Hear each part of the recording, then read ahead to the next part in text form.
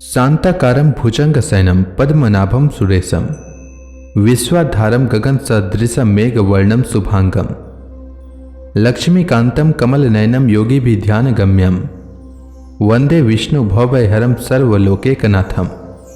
मंगलम भगवान विष्णु मंगलम गरुड़ध्वज मंगलम पुंडरीकाक्ष मंगलाय तनुहरि। ओम नमो भगवते वासुदेवाय। एकादशी के व्रत का हिंदू धर्म में विशेष महत्व है। हर एकादशी व्रत का अलग अलग महत्व होता है। मार्गशीर्ष मास की कृष्ण पक्ष की एकादशी को उत्पन्ना एकादशी के नाम से जाना जाता है। इस दिन विधि विधान के साथ भगवान विष्णु की पूजा अर्चना की जाती है। एकादशी का व्रत रखने से मृत्यु के बाद सद्गति प्राप्त होती है और इस जन्म में सभी पापों का नाश हो जाता है। आइए सुनते हैं उत्पन्ना एकादशी व्रत कथा। श्री सूत जी बोले, हे विप्रो, भगवान श्री कृष्ण ने विधि सहित इस एकादशी महात्म्य को युधिष्ठिर से कहा था। प्रभु में जिनकी श्रद्धा है वे ही इस व्रत को प्रेम पूर्वक सुनते हैं और इस लोक में अनेक सुखों को भोग कर अंत में वैकुंठ को प्राप्त करते हैं। एक बार युधिष्ठिर ने भगवान श्री कृष्ण से पूछा, हे जनार्दन, एकादशी व्रत की क्या महिमा है? इस व्रत को करने से कौन सा पुण्य मिलता है? इसकी विधि क्या है? सो आप मुझे बताने की कृपा करें। युधिष्ठिर के ये वचन सुनकर भगवान श्री कृष्ण ने कहा, हे युधिष्ठिर, सर्वप्रथम हेमंत ऋतु के मार्गशीर्ष माह में कृष्ण पक्ष की एकादशी का व्रत करना चाहिए। दशमी की संध्या को दातुन करनी चाहिए और रात्रि को भोजन नहीं करना चाहिए। एकादशी को प्रातः संकल्प नियम के अनुसार कार्य करना चाहिए। मध्याह्न को संकल्प पूर्वक स्नान करना चाहिए। स्नान से पूर्व शरीर पर मिट्टी का लेप लगाना चाहिए। स्नान के बाद मस्तक पर चंदन का तिलक लगाना चाहिए। चंदन लगाने का मंत्र इस प्रकार है, अश्व क्रांते रथ क्रांते विष्णु क्रांते वसुंधरे उद्री तापी वारहेण कृष्णेन सतबाहुना मृतिके हर्मे पाप यन्मय पूर्वक संचितम त्वचा हतेन पापेन गच्छामि परमाम गतिम। स्नान के उपरांत धूप दीप नैवेद्य से भगवान की पूजा अर्चना करनी चाहिए। रात्रि में दीप दान करना चाहिए। ये सभी सात्विक कर्म भक्ति पूर्वक करनी चाहिए। रात में जागरण करते समय श्री हरि के नाम का जप करना चाहिए तथा किसी भी प्रकार के भोग विलास या स्त्री प्रसंग से सर्वदा दूर रहना चाहिए। हृदय में पवित्र एवं सात्विक विचारों को ही स्थान देना चाहिए। इस दिन श्रद्धा पूर्वक ब्राह्मणों को दान दक्षिणा देनी चाहिए और उनसे अपने पापों की क्षमा मांगनी चाहिए। धार्मिक जनों को शुक्ल पक्ष और कृष्ण पक्ष की दोनों एकादशियों को एक समान समझना चाहिए। इसमें भेदभाव नहीं करना चाहिए। मैंने जो नियम बताए उसके अनुसार जो मनुष्य एकादशी का व्रत करते हैं उनको शंखोधार तीर्थ एवं दर्शन करने से जो पुण्य प्राप्त होता है वह एकादशी व्रत के पुण्य के 16वें भाग के बराबर भी नहीं है। हे युधिष्ठिर, व्यतिपात योग में, संक्रांति में तथा सूर्य और चंद्र ग्रहण में दान देने से और कुरुक्षेत्र में स्नान करने से जो पुण्य प्राप्त होता है वही पुण्य मनुष्य को एकादशी का व्रत करने से प्राप्त होता है। हे कुंती पुत्र, जो फल वेद पाठी ब्राह्मणों को 1000 गोदान करने से प्राप्त होता है उससे 10 गुना अधिक पुण्य एकादशी का व्रत करने से मिलता है। 10 श्रेष्ठ ब्राह्मणों को भोजन कराने से जो पुण्य प्राप्त होता है वह एकादशी के पुण्य के 10वें भाग के बराबर होता है।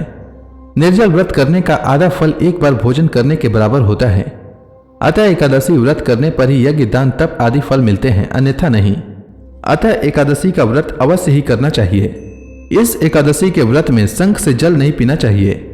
मांसाहार तथा अन्य निरामिष आहार का एकादशी के व्रत में सर्वथा निषेध है। एकादशी व्रत का फल 1000 यज्ञों से भी ज्यादा है।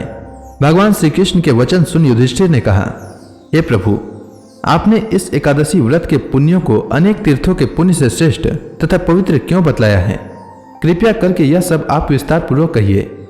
श्री कृष्ण भगवान बोले, हे युधिष्ठिर, सतयुग में एक महाभयंकर दैत्य हुआ करता था। उसका नाम मूर था। उस दैत्य ने इंद्र आदि देवताओं पर विजय प्राप्त कर उन्हें उनके पद से हटा दिया। तब इंद्र ने भगवान शंकर से प्रार्थना की, हे भोलेनाथ, हम सब देवता मूर दैत्य के अत्याचारों से दुखी होकर मृत्यु लोक में अपना जीवन व्यतीत कर रहे हैं। राक्षसों के भय से हम बहुत दुख और कष्ट भोग रहे हैं। मैं स्वयं बहुत दुखी और भयभीत हूं। अन्य देवताओं की तो बात ही क्या करें।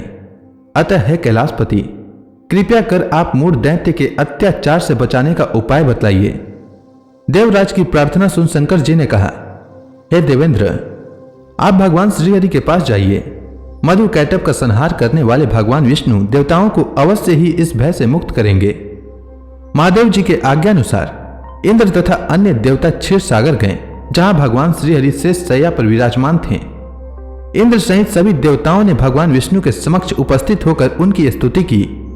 हे तीनों लोकों के स्वामी, आप स्तुति करने योग्य हैं। हम सभी देवताओं का आपको कोटि कोटि प्रणाम है। हे दैत्यों के संहारक, हम आपकी शरण में हैं, आप हमारी रक्षा करें।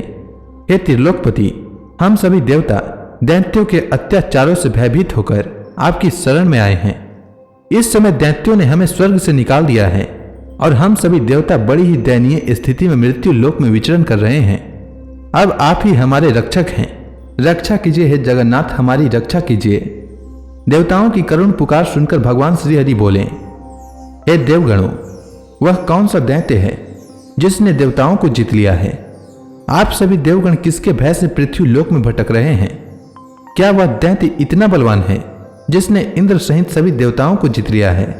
आप सभी निर्भय होकर मुझे सब हाल बताओ। भगवान विष्णु के इस स्नेहमयी वचनों को सुनकर देवेंद्र ने कहा, हे प्रभु, प्राचीन काल में ब्रह्मवंश में उत्पन्न हुआ नाड़ी जंगम नाम का एक असुर था, जिसका मूर नामक एक पुत्र है, जो चंद्रवती नामक नगरी में निवास करता है, जिसने अपने बल से मृत्यु लोक और देवलोक को जीत लिया है और सब देवताओं को देवलोक से निकालकर अपने दैत्य कुल के असुरों को इंद्र, अग्नि, यम, वरुण, चंद्रमा आदि लोकपाल बना दिया है। वह स्वयं सूर्य बनकर पृथ्वी को प्रकाशित करता है और स्वयं मेघ बनकर जल की वर्षा करता है। अतः आप इस बलशाली भयानक असुर का संहार करके देवताओं की रक्षा करें। देवेंद्र के मुख से ऐसे वचन सुन भगवान विष्णु बोले, हे देवताओं, मैं आपके शत्रु का शीघ्र ही संहार करूंगा। आप सब इसी समय मेरे साथ चंद्रवती नगरी चलिए। देवताओं की पुकार पर भगवान विष्णु तुरंत ही उनके साथ चल दिए। उधर दैत्यराज मूर ने अपने तेज से जान लिया था कि श्री विष्णु भगवान युद्ध की इच्छा से उसकी राजधानी की तरफ आ रहे हैं। अतः अपने राक्षस योद्धाओं के साथ वह भी युद्ध भूमि में आकर गरजने लगा। देखते ही देखते युद्ध शुरू हो गया। युद्ध शुरू होने पर अनगिनत असुर अनेक अस्त्रों शस्त्रों को धारण कर देवताओं से युद्ध करने लगे, किंतु देवता तो पहले ही डरे हुए थे। वह अधिक देर तक राक्षसों का सामना न कर सके और भाग खड़े हुए। तब भगवान विष्णु स्वयं युद्ध भूमि में आए। दैत्य पहले से भी ज्यादा जोश में भरकर भगवान विष्णु से युद्ध करने लगे। वे अपने अस्त्र शस्त्रों से उन पर भयंकर प्रहार करने लगे। दैत्यों के आक्रमण वारों को श्री विष्णु भगवान अपने चक्र और गदा के प्रहारों से नष्ट करने लगे। इस युद्ध में अनेक दैत्य सदा के लिए मृत्यु की गोद में समा गए, किंतु दैत्यराज मूर भगवान विष्णु के साथ निश्चल भाव से युद्ध करता रहा। उसका तो जैसे अभी बाल भी बांका नहीं हुआ था। वह बिना डरे युद्ध कर रहा था। भगवान विष्णु मूर को मारने के लिए जिन जिन शस्त्रों का प्रयोग करते, वे सब उसके तेज से नष्ट होकर उस पर पुष्पों के समान गिरने लगते। अनेक अस्त्रों शस्त्रों का प्रहार करने पर भी भगवान विष्णु उससे जीत न सके। तब वे आपस में मल्ल युद्ध करने लगे। भगवान श्रीहरि उस असुर से देवताओं के लिए सहस्त्र वर्ष तक युद्ध करते रहे, किंतु उस असुर से जीत न सके। अंत में भगवान विष्णु शांत होकर विश्राम करने की इच्छा से बद्रिकाश्रम स्थित 38 कोस लंबी एक द्वार वाली हेमवती नाम की एक गुफा में प्रवेश कर गए। हे युधिष्ठिर, उस गुफा में प्रभु ने शयन किया। भगवान विष्णु के पीछे पीछे वह दैत्य भी चला आया था। भगवान श्रीहरि को सोता देखकर वह उन्हें मारने को तैयार हो गया। वह सोच रहा था कि मैं आज अपने चिर शत्रु को मारकर हमेशा हमेशा के लिए निष्कंटक हो जाऊंगा, परंतु उसकी यह इच्छा पूर्ण न हो सकी, क्योंकि उसी समय भगवान विष्णु की देह से दिव्य वस्त्र धारण की एक अत्यंत मोहिनी कन्या उत्पन्न हुई और राक्षस को ललकार कर उससे युद्ध करने लगी। उस कन्या को देखकर राक्षस को घोर आश्चर्य हुआ और वह सोचने लगा कि यह ऐसी दिव्य कन्या कहां से उत्पन्न हुई, और फिर वह असुर उस कन्या से लगातार युद्ध करता रहा। कुछ समय बीतने पर उस कन्या ने क्रोध में आकर उस दैत्य के अस्त्र शस्त्रों को टुकड़े टुकड़े कर दिए, उसका रथ तोड़ डाला। अब तो उस दैत्य को बड़ा ही क्रोध आया और वह सारी मर्यादाएं भंग करके उस कन्या से मल्ल युद्ध करने लगा। उस तेजस्वी कन्या ने उसको धक्का मारकर मूर्छित कर दिया और उसकी मूर्छा टूटने से पूर्व ही उसका सिर काटकर धड़ से अलग कर दिया। सिर काटते ही वह असुर पृथ्वी पर गिरकर मृत्यु को प्राप्त हुआ और बाकी बचे हुए असुर अपने राजा का ऐसा दुखद अंत देखकर भयभीत होकर पाताल लोक में भाग गए। भगवान विष्णु जब निद्रा से जागे तो उस असुर को मरा देखकर उन्हें घोर आश्चर्य हुआ और वे सोचने लगे कि इस महाबली को किसने मारा है। तब वह तेजस्वी कन्या श्रीहरि से हाथ जोड़कर बोली, हे जगदीश्वर, यह असुर आपको मारने को उद्यत था, तब मैंने आपके शरीर से उत्पन्न होकर इस असुर का वध किया है।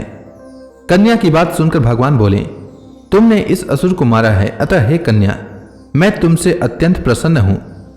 इसे मारकर तुमने तीनों लोकों के देवताओं के कष्ट को हरा है, इसलिए तुम अपनी इच्छानुसार वरदान मांग लो। मैं तुम्हारी प्रत्येक इच्छा को पूर्ण करूंगा। भगवान की बात सुन कन्या बोली, हे प्रभु, मुझे यह वरदान दीजिए कि जो भी मनुष्य या देव मेरा व्रत करे उसके सभी पाप नष्ट हो जाए और अंत में उसे स्वर्गलोक की प्राप्ति हो। मेरे व्रत का आधा फल रात्रि को मिले और उसका आधा फल एक समय भोजन करने वाले को मिले। जो श्रद्धालु भक्ति पूर्वक मेरे व्रत को करे वे निश्चय ही वैकुंठ लोक को प्राप्त करे। जो मनुष्य मेरे व्रत में दिन तथा रात्रि को एक बार भोजन करे वह धन धान्य से भरपूर रहे। कृपया करके मुझे ऐसा वरदान दीजिए। तब भगवान श्रीहरि ने कहा, हे कन्या, ऐसा ही होगा। मेरे और तुम्हारे भक्त एक ही होंगे और अंत में संसार में प्रसिद्धि प्राप्त होकर मेरे लोक को प्राप्त करेंगे। हे कल्याणी, तुम एकादशी को पैदा हुई हो, इसलिए तुम्हारा नाम भी एकादशी हुआ, और क्योंकि तुम मेरे अंश से उत्पन्न हुई हो इसलिए संसार में तुम उत्पन्ना एकादशी के नाम से जानी जाओगी। तथा जो मनुष्य इस दिन व्रत करेंगे उनके समस्त पाप समूल नष्ट हो जाएंगे। तुम मेरे लिए अब तीज, अष्टमी, नवमी और 14 से भी अधिक प्रिय हो। तुम्हारे व्रत का फल सब तीर्थों के फल से भी महान होगा।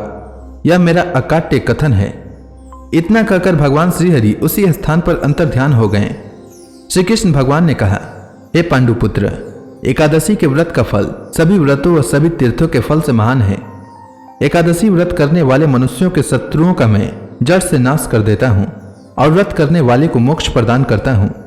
उन मनुष्यों के जीवन के जो भी कष्ट होते हैं मैं उन्हें भी दूर कर देता हूँ। अर्थात मुझे अत्यंत प्रिय एकादशी के व्रत करने वाला प्राणी सभी ओर से निर्भय और सुखी होकर अंत में मोक्ष को प्राप्त करता है। हे कुंती पुत्र, यह मैंने तुम्हें एकादशी की उत्पत्ति के विषय में बतलाया है। एकादशी व्रत सभी पापों को नष्ट करने वाला और सिद्धि प्रदान करने वाला है। जो मनुष्य एकादशी महात्म्य का श्रवण व पठन करेंगे उन्हें अश्वमेध यज्ञ के समान फल प्राप्त होगा। यह मेरा अकाट्य कथन है। तो इसी के साथ उत्पन्ना एकादशी व्रत की कथा समाप्त होती है। उम्मीद है आपको यह कथा अच्छी लगी होगी। तो प्रेम से बोलिए भगवान विष्णु की जय, श्री कृष्ण भगवान की जय, एकादशी माता की जय, समस्त देवी देवताओं की जय।